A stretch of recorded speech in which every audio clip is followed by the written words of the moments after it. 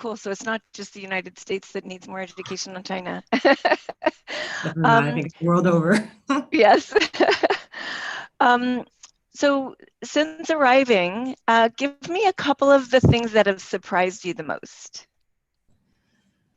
I think one of the first conversations I had when I arrived here was actually with an artist. As you mentioned, obviously my area is more around culture and where culture intersects with politics and movements. I had a conversation with this artist from Shanghai, and he agreed to chat with me. I had come across his work online for some time and was curious, so we just had a chat. And basically what he did was in the first 2 months he was in quarantine, he started to paint 2 paintings every day. Of what was he painting of? It's funny because he was using a traditional Chinese paint like calligraphy style. You might have seen kind of the wash paintings, very few colors, rice paper. But instead of kinds of landscapes or, kind of, which are beautiful, he was painting interesting things like a traffic officer. He's just eating a cup.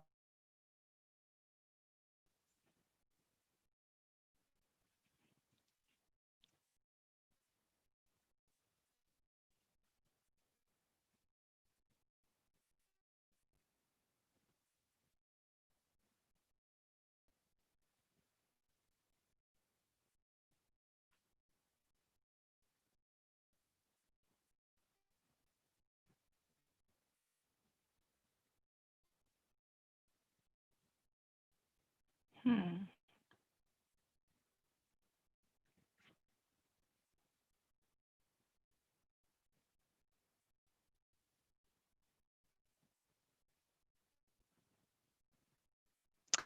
Oh dear, it seems like we've lost Tings for the moment.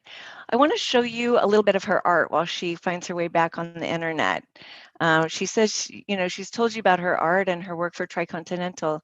So maybe if we share screen, we could look at some of Ting's art while we wait for her to come back. Oops. We missed you, Tings. We were going to show a bit of your art while you were gone. Welcome back. Great.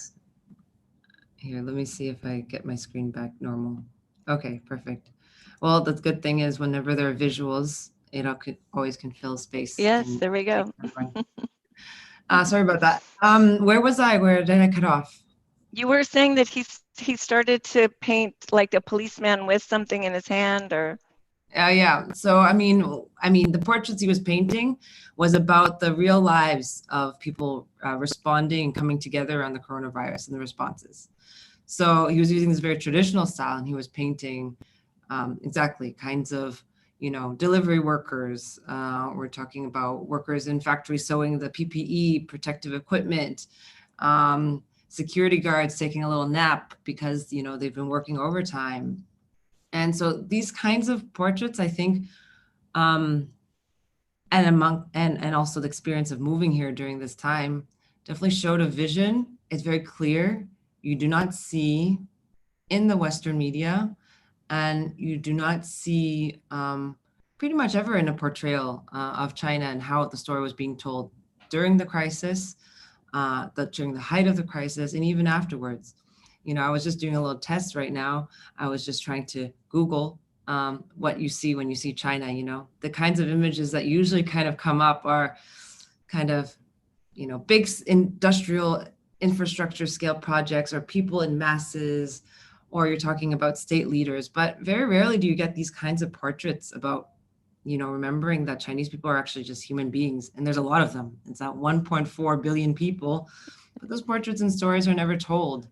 And we know a lot of the way that the media works, and especially kind of an imperialist form of media, is that the first thing that is denied is the people's humanity, is the people's ability to be seen as people who are organizing, who are responding, who are responding in a very collective way, that they aren't just the victims of history at all, and they're not just victims of their government or victims of a society. So I think in terms of a roundabout way of answering your question of a surprises, was encountering and having this conversation with this artist. Is a good reminder, about what the focus should be on.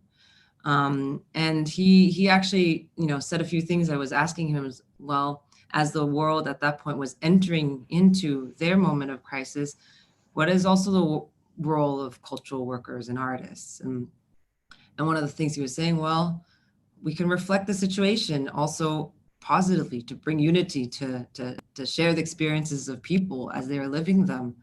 And he said a nice thing too. He said, whether you're in quarantine at home, whether you're caring for people or being cared for, whether you're working, at your easels or with your pens and pencils, we're all kind of soldiers in this battle against a united battle against the pandemic. So I think that was quite useful.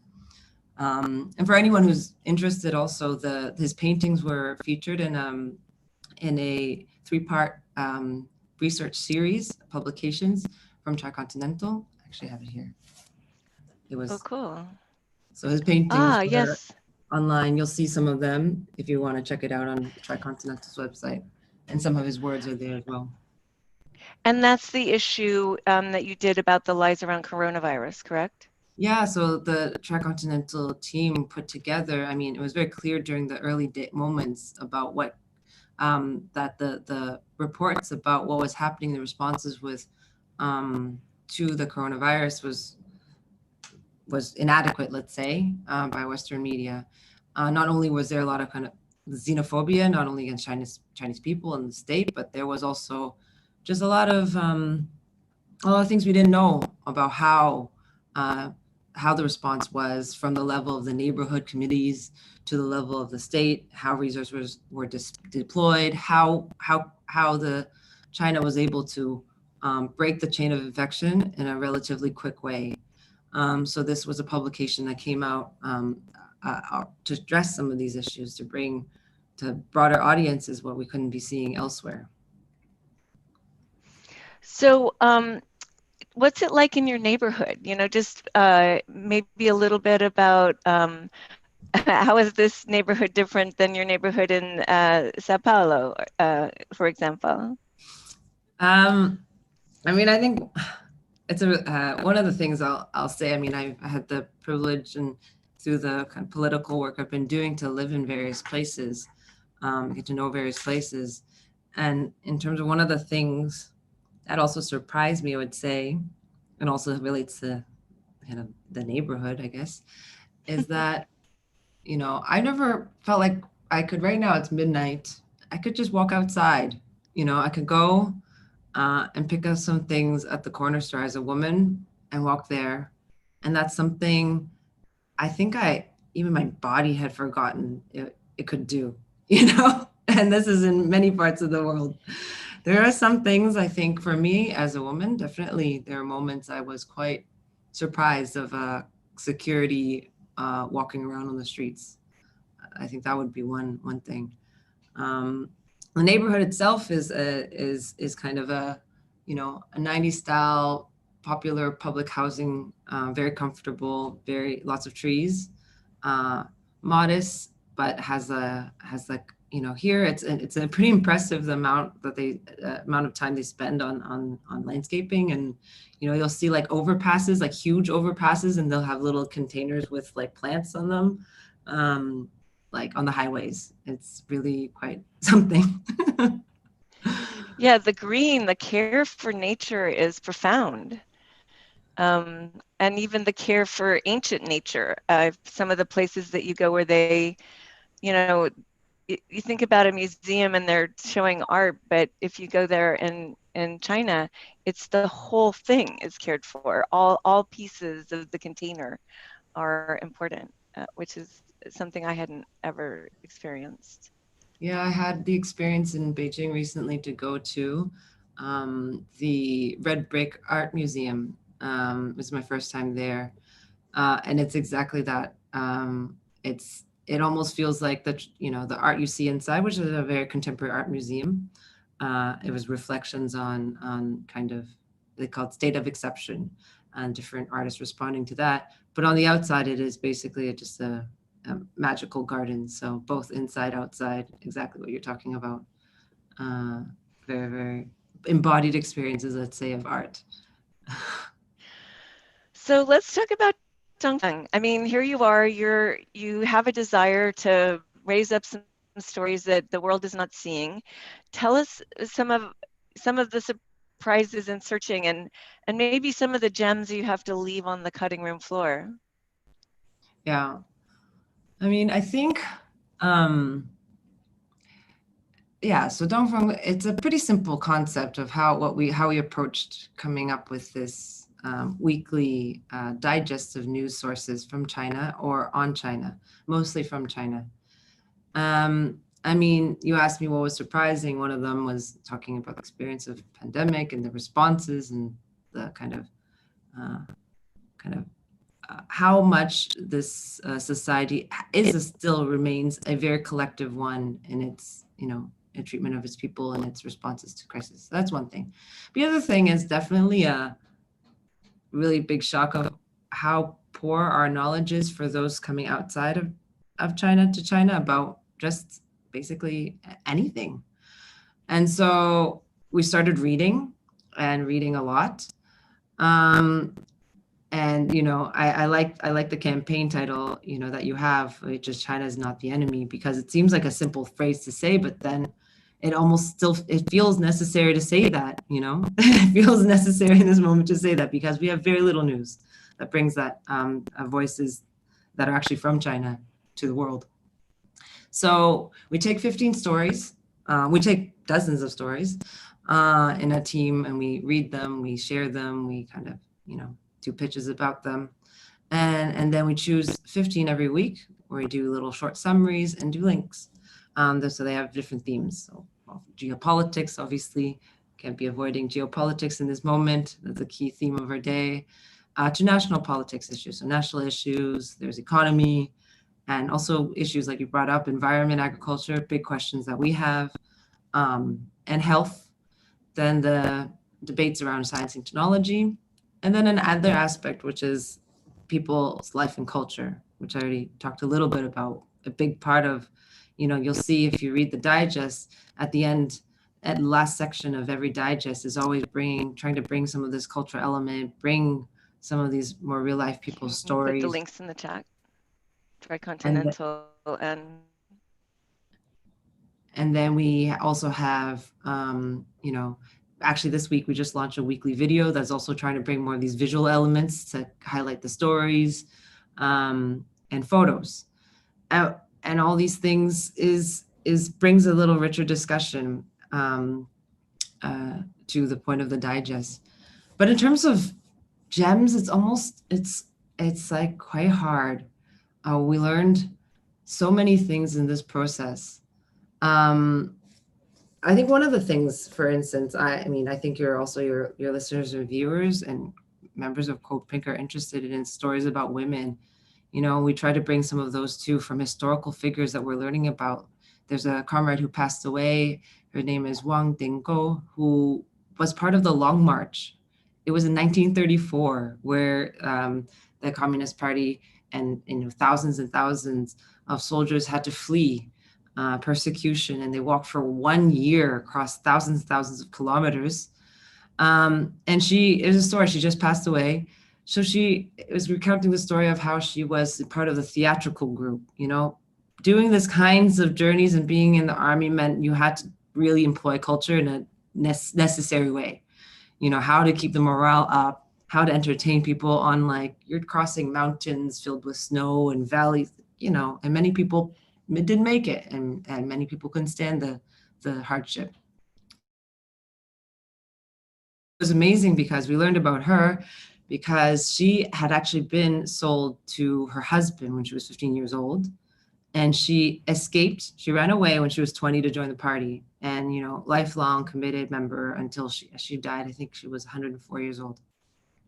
So we see kinds of lots of stories like this that are just absolute gems. And I think there's another story that really impacted me, is about it's a story called The Red Detachment of Women. It's also around the time of the 1930s. It's based on a real story, but it became essentially a popular culture mythology. You know, it has films since the 60s. It has become a national ballet, and now it's become a huge production that plays nightly in Hainan, which is the southern province. It's an island province, the most tropical area of China. So it's like palm trees and beaches and all beautiful things like that. But beyond the beauty of that, it's also a place where the first armed group of women decide to leave. They're all peasant women who were like, you know, basically enslaved by feudal lords, decide to that they need to organize and they need to fight against, you know, the then Nationalist Party. They had to fight against imperialism. And that's become, I mean, there's a play, I actually had a chance to go see this play. And you'll see it fits like 2,000 people, moving stages, big lights, like you're in the middle of the, you know, the whole deal. And you're seeing kids, families, multi-generational families go there. You'll see, you know, people even arguing with the play as if they're watching like a soap opera. It's like very, very popular, very interactive in that way. And then when you leave, it's people, all the women actors, hundreds of them dressed in their, you know, Red Army outfits, and all the kids are going up taking photographs and selfies. And I thought, I was like, this is incredible. This is incredible, but a story from the 1930s about women fighting against patriarchy, fighting against, you know, feudalism, fighting against landlords, fighting against imperialism is a relevant story for little kids to take selfie. And, you know, it's, you know, it's not Mickey Mouse, you know? So there's some things that are just incredible to think, like that kind of interest in what they call here red culture, like a socialist or a leftist culture. Certainly things you won't see ever in news, you know, about what China looks like.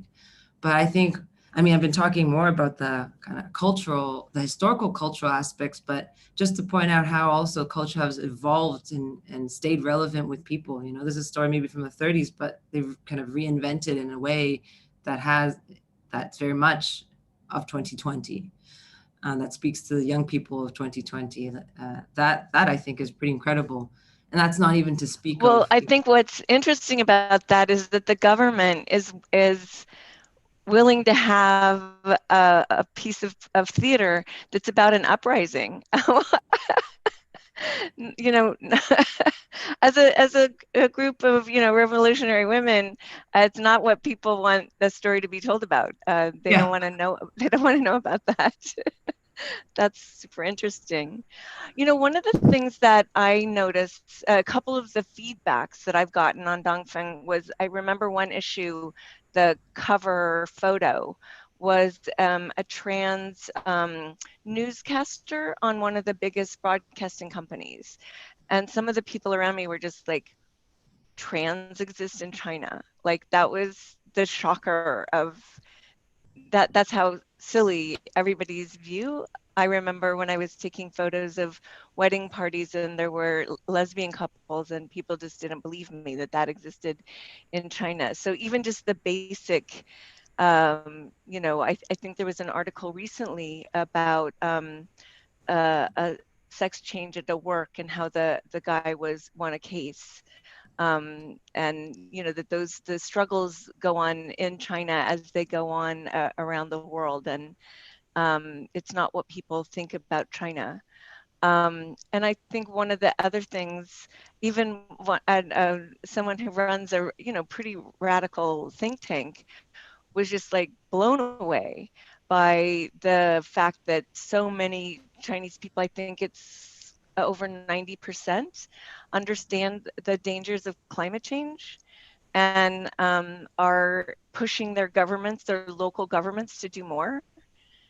Yeah, let's, you know, climate change, that's not, you know, how sometimes when I talk about China, people are like, but they're the ones destroying the planet. Now, these are people from the United States who have the biggest footprint in the world. But what have you seen about taking care of the planet?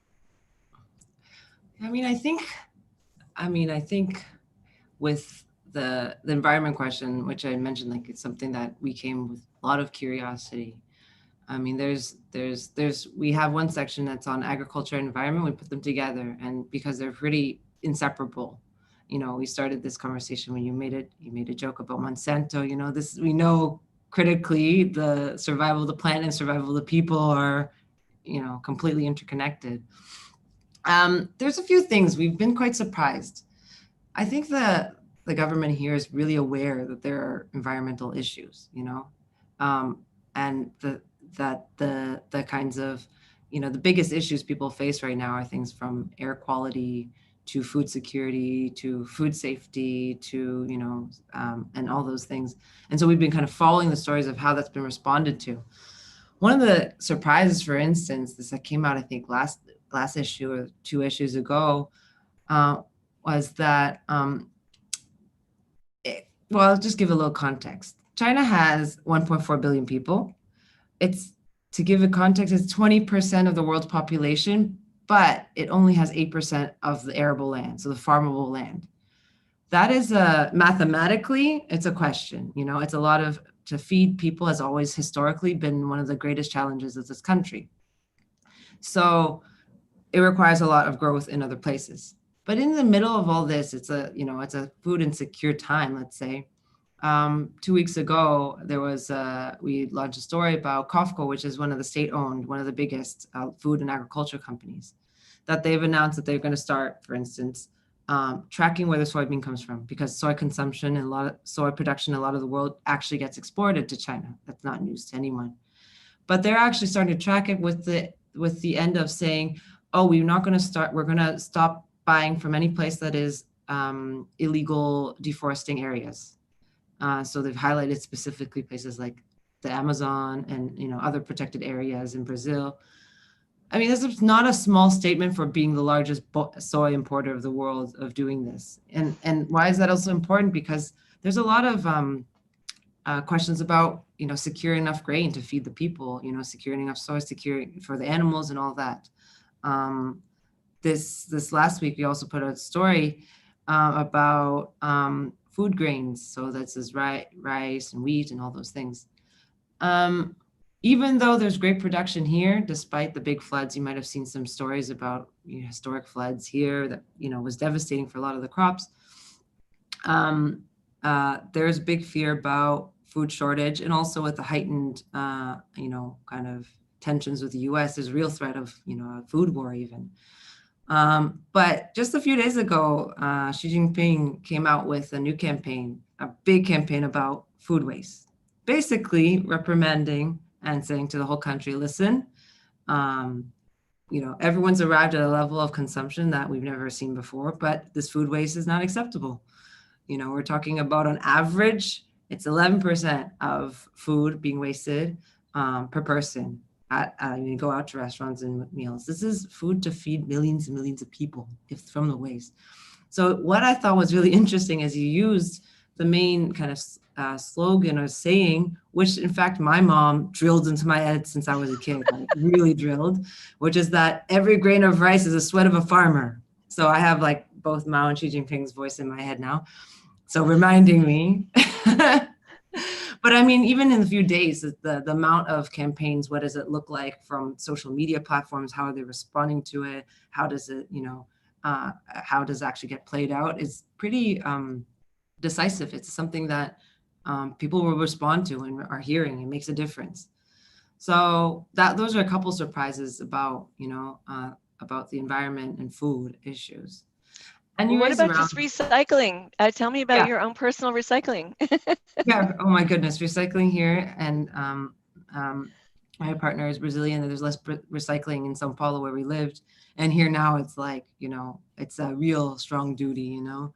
They're just to give you an example of how it's organized in this small community. It's like, you know, very set hours. And then you have, you know, your organics, you have your different types of recyclables. Then you have your non-recyclables. There's people who help you there. There's a little hand washing station to help you wash your hands afterwards. It's pretty quite organized, but it's been impressive because this is still a pretty new concept here, you know, to think about use of plastics. This is all about public education as well. And of course, it's been heightened by the fact that the months of corona virus means that there's been a lot more deliveries, like the rest of the world, deliveries and consumption of plastics. So what two of the big campaigns has been against banning plastics in a lot of these delivery, as well as like utensils, all that kind of stuff, cups and chopsticks and that kind of thing. Um, to to organizing mass recycling composting systems, and they're going to start with. They've started in Shanghai, Beijing, and big cities, but they're going to launch them in the 80 big cities soon. So these are kinds of, pretty nationwide projects that they're part public education that will take time to also change the habits of people. But I love the hand washing station. I think it's really helps encourage because, sometimes you have all this organic stuff and you just, wash your hands a little bit before you go to work. Oh my God, that's so lovely. What are some other of the rituals that you notice that are different from, let's say, your life in, Toronto or São Paulo or South Africa that are, it's just that you feel the cultural difference. It was beautiful, like what it is to be a woman. What about public transportation? Do you find that different or the same? I mean, Shanghai, I think since I live near a subway line, it's a pretty I mean, with all the days I take transport, one thing, unlike any other city I've ever lived in, is I've never seen a one of those delays. I mean, I'm making a joke, but I think overall the city, Shanghai, is one of the kind of wealthier, very cosmopolitan cities. So it has a really developed infrastructure for that. I don't know, in terms of other kinds of uh, daily life. Things, I don't have anything that comes to mind. There's so many, I guess, that sometimes on the top of your head, you don't really think about it in the moment. And has there been a lot of interest in Dongfeng? Are you getting response from the readers? Are you getting, usually when you have an audience, they kind of want what they want. Are you hearing from your audience that more is missing than what you're delivering? Yeah, I mean, overall, I think the response has been overwhelmingly very positive. I think even more positive than the whole team working on this has expected. And it was very quick that, the project has grown. I mentioned all the language it's in, and there's already other languages coming up. We're starting to do videos, and we're already planning other forms to share the content. I think it's just clear right now. There's been not just right now, but for a long time, there's been a huge hunger and absence of information coming, not mediated just by through New York or through Washington or through London, but actually some sources and voices coming from here. And what is interesting is that a lot of the information is there, but it takes a lot to both experiences of being here and observing and following, but also reading through and collecting it all. We've received really amazing personal feedback, from Cuba to Spain to Portugal to South Africa to Morocco to pretty much like dozens and dozens of countries. We've gotten responses not only from activists from social movements to leaders of social movements to academics, journalists. It's clearly a necessity, and right now we're living in a media world. So it's kind of why we have China is not our enemy, because there's this big vacuum with no definition, which makes it very easy to throw tomatoes at. But it's super serious for us in the United States because at a time when global superpowers should be getting along and solving these really intense problems, we're watching hate and lies driven. In what time we have left, what would you say to the audience of like, why should they make sure that China is not our enemy? Like, what do you see? What do you see and feel there? Do you feel an enemy? Do you feel concerned? I always say about my husband that he lives in the future, or at least the future I want to live in. What is something that really could communicate that, China's not only our enemy, it could be a really great friend? Yeah, I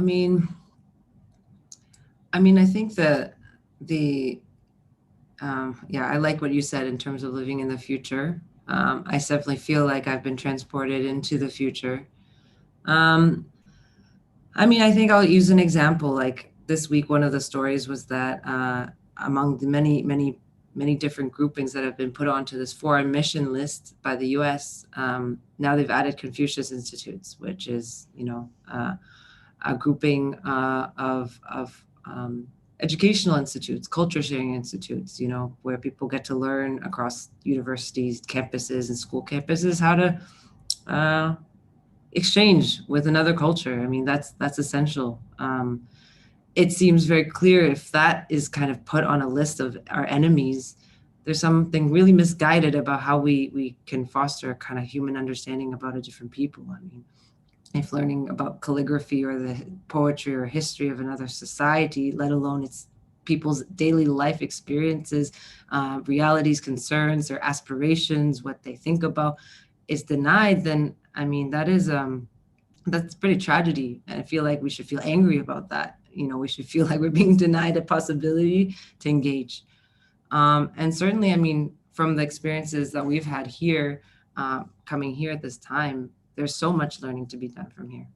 There's so much that is impressive about how society organizes itself, how the people are put ahead of all else, how even ahead of the economy, how people band together, the kinds of values, the kinds of how the values are deployed in a systematized way, in a way that is actually organized. It has planning and all these things.